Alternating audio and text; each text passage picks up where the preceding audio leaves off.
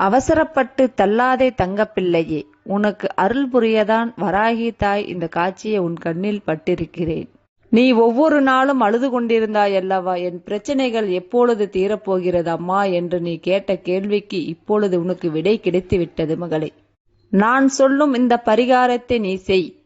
வருகின்ற பஞ்சமி அன்று இரவு 8 மணிக்கு மேல் உன்னுடைய பூஜை அறையில் உட்கார்ந்து கையில் கொஞ்சம் மிளகு, காய்ந்த மிளகாய் 3, 1 ரூபாய் காயின் 1 எடுத்துக்கொள். அதை இடது கையில் வைத்து துடைமேல் வைத்து கொண்டு வலது கையால் மூடி வைத்துக்கொள். உன்னுடைய பிரச்சனைகள் எதுவோ அதை அன்னையிடம் சொல். அந்த 1 ரூபாய் காயினை எடுத்து ஒரு துணியில் கட்டி அன்னையின் பாதத்தில் வைத்துவிடு. காய்ந்த மிளகாயையும் மிளகையும் வீட்டு வாசலில் கற்பூரத்தோடு வைத்து எரித்துவிடு. எல்லா பிரச்சனையும் உன்னை விட்டு விலகிவிடும்.